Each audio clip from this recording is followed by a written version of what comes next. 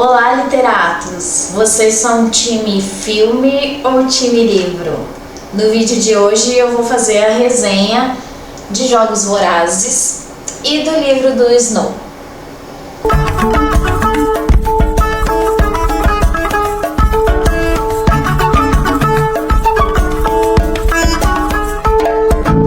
Raquel, como assim livro do Snow? É o último livro que foi lançado depois da série de filmes, e o livro se chama Cantiga dos Pássaros e das Serpentes. Já aviso aqui que, apesar de eu ainda querer, eu nunca assisti o filme deste último livro. Já a série anterior, que é a história da Katniss, eu assisti primeiro a série de filmes, são 4 filmes, né? Porém são 3 livros, e depois eu li os livros, muito tempo depois. Já a Cantiga dos Pássaros e das Serpentes eu comprei junto, né, com o box da série da Katniss, que é os Jogos Vorazes, e eu li o livro, porém a série eu ainda não assisti. Essa série, eu acho que foi a Carolina que falou pra gente dos filmes, que eram bem legais, e a gente assistiu e eu me apaixonei, assim, gostei demais. É um assunto distópico e que me atrai bastante. Todo mundo já deve conhecer, mas eu vou tentar resumir aqui. São castas em uma sociedade em que quem governa é Panem, é como se fosse a cúpula ali da sociedade, quem governa essa sociedade fictícia é Panem. E aí a gente tem os 12 distritos, na verdade são 13, né, que se rebelaram contra a capital, e aí deu um monte de guerra lá. E aí então, a partir disso, como pagamento, todo ano eles precisam deixar que 2 adolescentes participem desses jogos vorazes. Só um deles vai sair vivo e de só um distrito. Só que aí na história da Katniss, vai ela e o Peeta para os jogos. Eles são escolhidos, na verdade quem é escolhida é a irmãzinha da Katniss, a Primrose. Só que aí pra ela, como ela era muito criança ainda, e a Katniss, ela era caçadora, ela usa o arco, né? Ela se voluntariou para ir no lugar da irmã, porque pode fazer isso, né? Eles podem se voluntariar. Então ela vai no lugar da Primrose junto com o Peeta. É um campo, como se fosse um campo de concentração mesmo, que tem vários jogos ali dentro de sobrevivência, e eles que se virem com as habilidades que eles têm para sobreviver. E aí no fim sobrevive o Peeta e a Katniss, só que só pode sobreviver um. Então o que eles fazem? Como eles acham muito injusto tudo isso, eles resolvem juntos se matarem comendo uma frutinha lá, uma amora, para não ter mesmo nenhum sobrevivente, como forma de rebelião contra este sistema. Porque durante todo esse percurso, a Katniss, ela é colocada como uma rebelde que tenta transformar esse sistema. E nisso, que é o mais interessante, a gente tem toda aquela história do romancezinho do Peeta com a Katniss, e depois ele acaba quase que virando um bastante, que é um instrumento que a própria Panem, né, os próprios idealizadores dos jogos, eles criam para tentar destruir essas pessoas que estão ali jogando, porque o objetivo todo destes jogos é manter o controle sobre os distritos. Só que a Katniss começa a colocar isso em pauta, né? Começa a criar uma rebelião contra esse sistema. E acaba dando muito certo. Só que aí no final de tudo isso, a gente acaba vendo que por mais ali que a Katniss queira matar o causador de tudo isso, que a gente entende que é o governador, que é o Snow, no final fica evidente porque a gente tem uma outra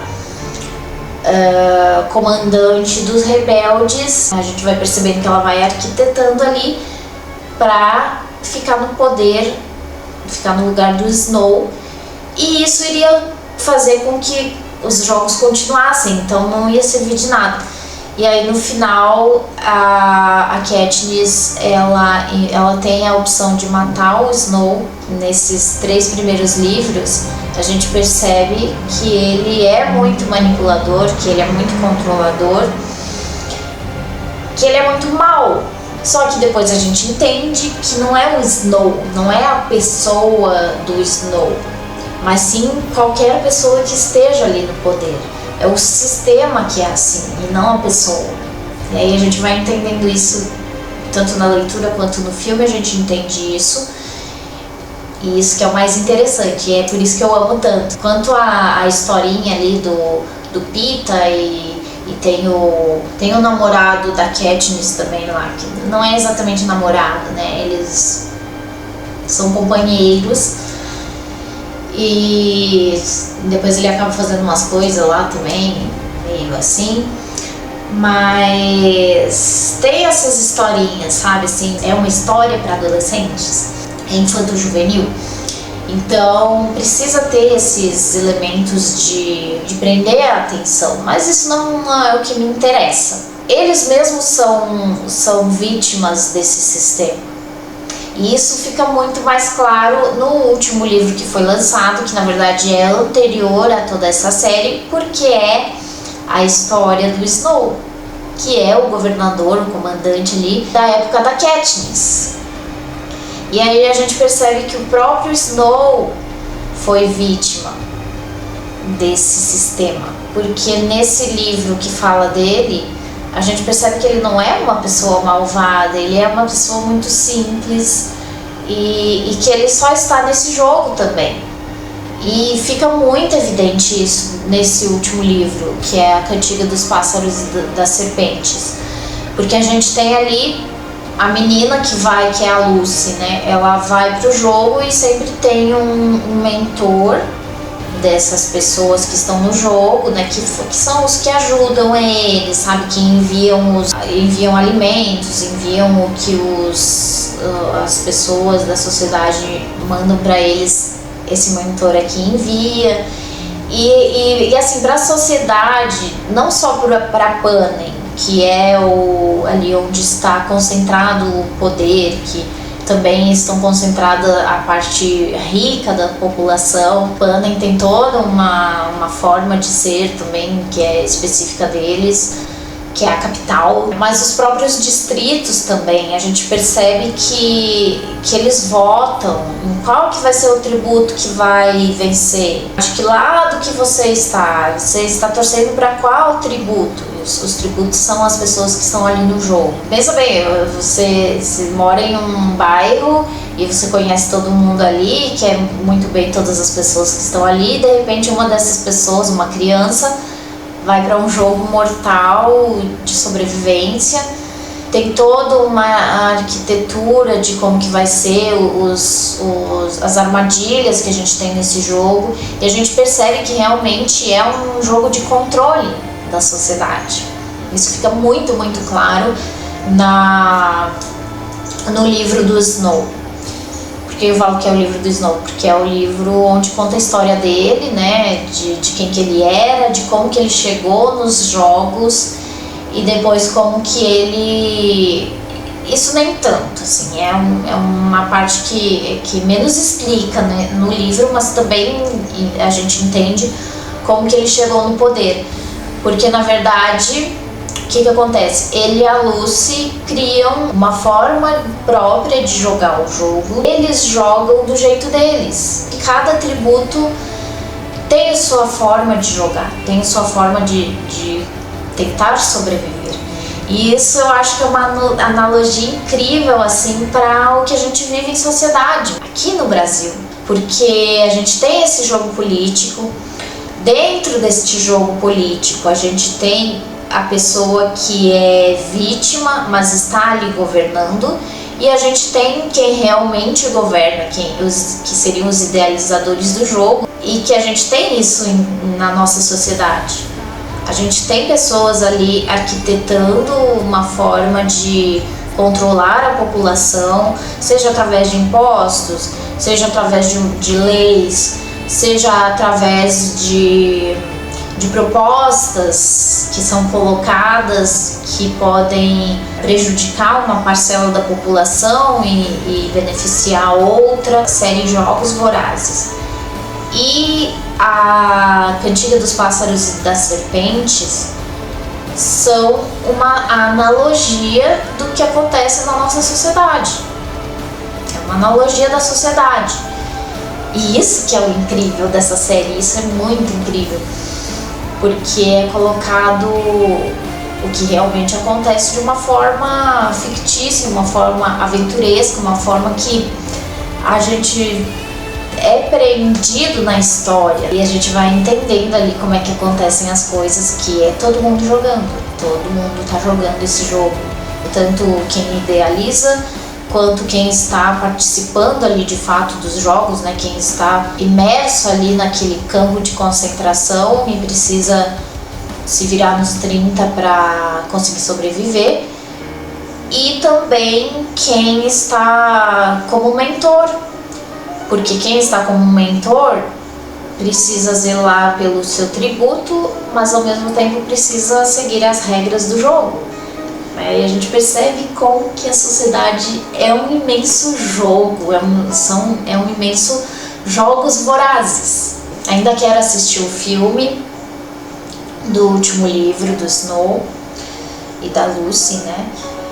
Ainda quero assistir esse filme. Falando um pouquinho mais do Cantigas dos Pássaros e das Serpentes, a gente percebe até a prima do Snow, que depois ela vira a... como é que se diz? A esteticista, né? Da Katniss e do Pita, que é a...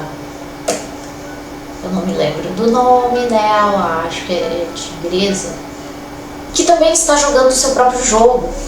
Ela também está jogando um jogo. Ela precisa jogar o jogo para sobreviver, mesmo que ela não esteja, mesmo que os personagens não estejam dentro do campo de concentração propriamente dito, eles estão dentro desse sistema social, eles estão dentro desta sociedade. Então é todo mundo jogando o jogo. Não é só os tributos que estão ali, não são só os mentores. Todo mundo jogando este jogo. Na Cantiga dos Pássaros e das Serpentes a gente percebe mais esse lado do Snow mesmo, de como que ele foi vencendo essas etapas do jogo e como que ele chegou onde ele chegou, né? Como governador ali, como comandante da sociedade no geral. E tem a parte da Lucy também, que ela é um tributo, só que ela é um tributo muito querido pela sociedade, porque ela tem um jeito próprio de ser, ela é muito inteligente, ela é do Distrito 13. Na história da Katniss, o Distrito 13, primeiro a gente fica sabendo que ele não existe mais, mas depois a gente fica sabendo que, na verdade, eles se esconderam e o Distrito 13 existe sim. A Lucy, ela é indicada como tributo do Distrito 13, porém ela fala o tempo inteiro que ela não é do Distrito 13, porque ela era uma saltimbanco, sabe? Ela andava pelo mundo fazendo as artes dela, no caso, como se fosse uma trupe de circo, e ela pertencia a esta trupe. E ela só estava de passagem pelo Distrito 13 quando foi convocada para os Jogos Vorazes. Então, assim, ela não tem essa ligação com esse jogo. Ela não tem essa, porque ela não pertence a distrito nenhum, então ela não vai lutar pelo distrito dela, para ser um sobrevivente do distrito dela. Ela vai lutar justamente pela própria vida mesmo, independente de distritos. As pessoas gostam muito dela, torcem muito para ela por isso, porque ela é diferentona, né? Ela não tem nada a perder ali. Só que ao mesmo tempo ela tem tudo a perder, porque ela pode perder a vida, né? É uma das minhas séries favoritas. Eu gosto muito desse tipo de distopia, de que existem castas, né? No caso aqui são distritos, mas eu gosto muito de quando existe castas e existe este jogo político, esse jogo social. Gosto muito de aventuras que tem esse tom aí, então por isso que eu gosto muito de Jogos Vorazes. Não supera Fúria Vermelha, que é uma das minhas séries favoritas. E aí, claro que a gente sempre tem um objetivo do porquê do jogo, né? Que no final a gente entende que é um sistema de controle social, mas na justificativa de quem comanda lá, de quem idealiza o jogo, é sempre por alguma coisa. No caso dos Jogos Vorazes, é uma forma de pagamento pela rebelião que aconteceu de todos os distritos em relação à capital, em relação a quem governava, né?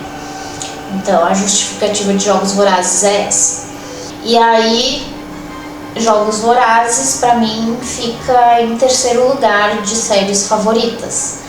Eu ainda não li a série Divergente, mas também tenho o box. De uma forma geral, eles pegaram bem amplamente toda a história, tanto que a gente entende pela série de filmes, a gente entende esse sistema de controle social, só que nos filmes eles pegam mais pesado nos relacionamentos ali, né, do Peter e da Katniss e tal, porque precisa ter, né, precisa ter isso para prender a atenção da maior parte da população.